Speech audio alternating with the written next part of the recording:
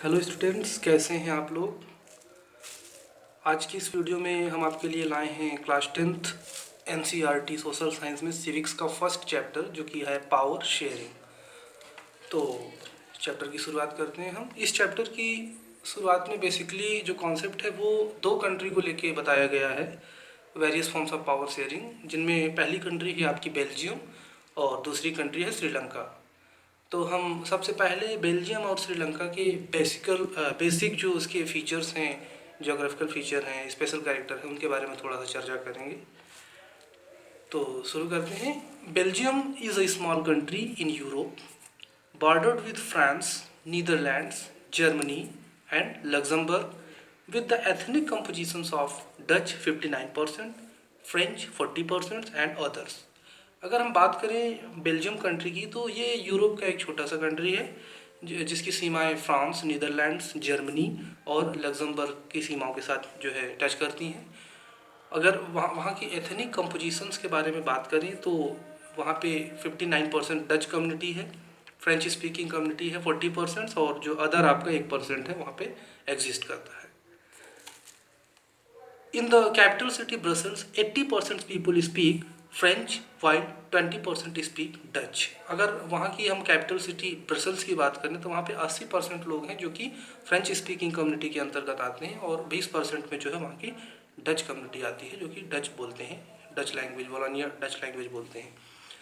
The minority French speaking community was rich and powerful, so they got a benefit of economic development and education earlier than the Dutch community। अब वहाँ की जो French speaking community है वो जो मुख्यतः जो बहुत ज़्यादा रिच है, पावरफुल है, तो इस हिसाब से हम कह सकते हैं कि जो वहाँ की जो minority French people speaking community है उसको जो है सबसे पहले वहाँ के इकोनॉमिक डेवलपमेंट से रिलेटेड सुविधाएं, एजुकेशन, जो हॉस्पिटैलिटी की चीज़ें थी वो डच कम्युनिटी से पहले जो है उनको मुहैया कराई गई थी, जो कि डच कम्युनिटी के लिए एक चिंता का विषय था। वो लोग उससे थोड़ा सा इरिटेट रहते थे।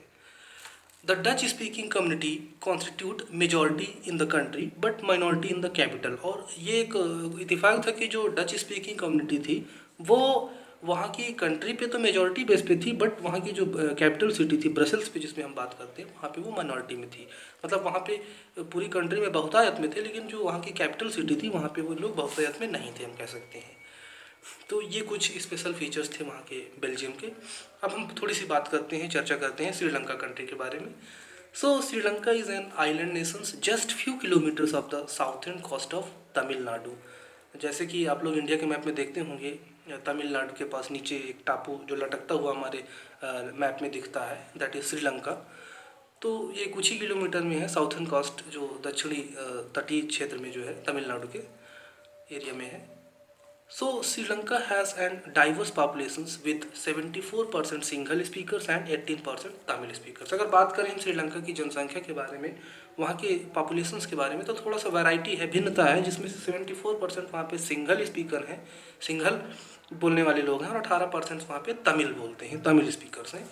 The two subgroups of Tamil are Sri Lankan Tamils and Indian Tamils. अब तमिलों में भी वहाँ दो तरह की कैटेगरी है, एक श्रीलंकन तमिल्स हैं जो कि 13% वहाँ पे बिलोंग करते हैं, और कुछ हमारे भारतीय तमिल भी वहाँ पे हैं, इंडियन तमिल से, जो कि 5% वहाँ पे एग्जिस्ट करते हैं। Most of the Sinhala speakers are Buddhist, और उनमें से जो ज़्यादातर जो सिंगल स्पीकर्स लोग हैं वो बुद्धिज़्म को मानते हैं, बुद्धिस्ट हैं। And most of the Tamil are Hindu और मुस्लिम्स, और ज़्यादातर जो वहाँ पे तमिल कम्युनिटी है वो या तो हिंदू है या तो मुस्लिम है। तो ये कुछ बेसिक फीचर्स थे हमारे श्रीलंका कंट्री के बारे में। अब हम बात करते हैं मेजोरिटाइजनिज्म का जो कॉन्सेप्ट है इन श्रीलंका में वो किस तरह है, किस तरह से वहाँ पे बहुसंख्यकवाद है जो हावी है किसी दूसरे एक पर्टिकुलर कम्युनिटी पे डोमिनेंट है। So Sri Lanka emerged as an independent country in 1948। एक इंडिपेंडेंट कंट्री के रूप में जो उभर कर श्रीलंका 1948 में आता है।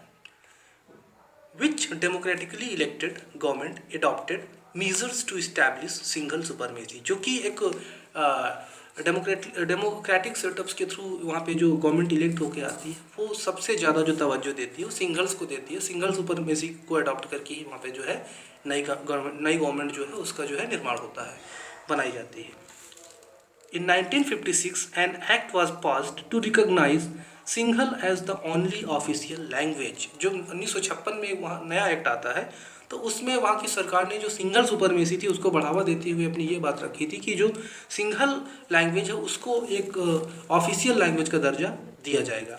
Singhal were favoured for university positions and government jobs and state will only protect Buddhism. और उस एक्ट में ये बात भी कही गई कि जो सिंघल के लोग हैं, सिंघल स्पीकिंग कम्युनिटी हैं, उनको वो सभी गवर्नमेंट जॉब्स में तवज्जो देगी, उनको ऑफर करेगी, यूनिवर्सिटी पोजीशंस, एडमिशन्स से रिलेटेड, जॉब रिक्रूटमेंट से रिलेटेड, अनदर जो भी फैसिलिटी थी उनमें वो सबसे ज़्यादा सिंगल्स को जो है मौके देगी, जो कि तमिल्स के लिए एक बुरी खबर थी। And state will only protect Buddhism. और जो सिंघल सुपरमेसी के लोग जो थे, जो कि मोस्टली क्या थे, बुद्धिज्म को जो सपोर्ट करते थे, मानते थे, उनको ही वो कहते थे कि जो स्टेट है वो उनको प्रोटेक्ट करेगा, बाकी के बारे में स्टेट अपनी राय नहीं दे रहा था। तो ये क्या हुआ, ये जो है एक बहुत बड़ा जो है कन्फ्रंट खड़ा किया जो तमिल्स थे उनके बीच में, किसको लेकर के, जो हमारे सिंघल कम्युनिटी को लेकर के। The Sri Lankan Tamils felt that the constitutions and the government discriminated against them in getting jobs and other opportunities and denied them to equal political right. अब जो श्रीलंकन तमिल्स थे वो ये सोचने लगे कि हमारे देश का जो संविधान है, जो हमारे देश की जो सरकार है, वो हमें पूरी तरह से डिस्क्रिमिनेट कर रही है, हमें वंचित कर रही है इन सारी मूलभूत ज़रूरतों से, जैसे जॉब से रिलेटेड बहुत सी ज़रूरतें थी, एडमिशन से रिलेटेड जो भी ज़रूरतें थी, या जो भी उनके इक्वल पॉलिटिकल राइट की बात की जाती थी, जो समान राजनीतिक अधिकार दोनों समुदायों को मिलने चाहिए थे, वो उनको कहीं ना कहीं नहीं दिए जा रहे थे। तो इसका उन्हें बहुत ही बड़ा आघात लगा। So the relation between them strained over the times. उसके बाद क्या होता है कि जो दोनों कम्युनिटी होती हैं, सिंघल और तमिल, इनके बीच में लगातार जो है तनाव बढ़ता चला जा रहा था। फिर आगे क्या होता है, the Sri Lankan Tamils launched parties and struggle for the recognition of Tamil as an official language. अब श्रीलंका तमिल्स ने क्या किया, मूवमेंट करने लगे, आंदोलन के तहत उन्होंने अपनी पार्टियां बनाई और सरकार के खिलाफ मोर्चा निकाला, संविधान के खिलाफ जो है, जो उनकी असंतुष्टि थी उसको प्रकट करने लगे, और वो बहुत मतलब ढेर सारी इस तरह की जो है मूवमेंट्स चालू कर दिया उन लोगों ने करने लगे। और जो उसमें पहला उनकी जो मांग थी स्ट्रगल्स के तहत जो थी, वो थी कि तमिल को जो है एक ऑफिशियल लैंग्वेज का दर्जा दिया जाए। They demanded for the opportunities in the government jobs and university positions and an independent state Tamil Eelam। अब वो अपनी जो राजनीतिक अधिकार उनको नहीं मिल पा रहे थे, चाहे वो यूनिवर्सिटी एडमिशन से रिलेटेड रहे हों या और भी बहुत सारे जो ऑफिशियल लैंग्वेज का दर्जा देने की बात थी, उनको इक्वल जॉब प्रोवाइड करने की बात थी, सारे अधिकार वो मांगने लगे। और यहाँ तक कि उन्होंने अलग से एक इंडिपेंडेंट स्टेट्स तमिल ईलम की भी मांग कर ली। उन्होंने कहा कि हमें जो है एक अलगाववादी राज्य का दर्जा हमें मिलना चाहिए, हम एक अपना अलग सेपरेट राज्य बनाना चाहते हैं। फिर क्या हुआ, इससे जो है तनाव और बढ़ता चला गया। The gap between the two communities widened and led to the civil war. अब ये जो गैप था, जो एक दोनों के बीच में जो एक कन्फ्रंट चल रहा था, वो बहुत तेज़ी से बढ़ा और आगे जाके वो गृह युद्ध में तब्दील हो गया, एक तरह से सिविल वॉर जैसे हो गया। Thousands of the people have been killed, forced to leave the country. हज़ारों लोग जो है जो उसमें मारे गए, जो वहाँ पे युद्ध चला, गृह युद्ध चला, बहुत से लोग उसका शिकार हो गए, बहुत लोगों को अपना देश छोड़ के भागना पड़ा।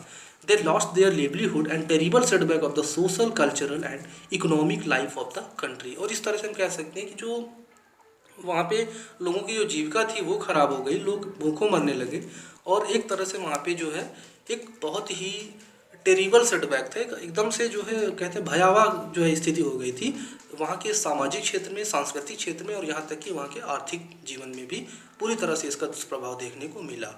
तो ये हमने कुछ स्पेशल फीचर्स बताए थे वहाँ पे कि किस तरह से जो है वहाँ पे सरकार बनाने के कॉन्सेप्ट हुए, और लोगों के बीच जो वहाँ की कम्युनिटी थी किस तरह से उस पर जो है अंतर किया गया, और वहाँ पे एक टेरिबल सेटबैक देखने को मिलता है, मूवमेंट्स देखने को मिलता है। तो आगे की वीडियो में हम आपको इसी सीरीज़ में बताएंगे कि वहाँ पे किस तरह से जो है नई सरकार कॉन्सेप्ट में आती है, किस तरह से एकोमोडेशंस होते हैं बेल्जियम्स के मॉडल पे, और आगे क्या जो है रिफॉर्म्स देखने को मिल सकते हैं श्रीलंकन मॉडल्स में। तो ये हम आपको आगे की वीडियो में बताएंगे। फ़िलहाल आप लोग घर पे रहिए, हेल्दी रहिए। Okay then, bye bye.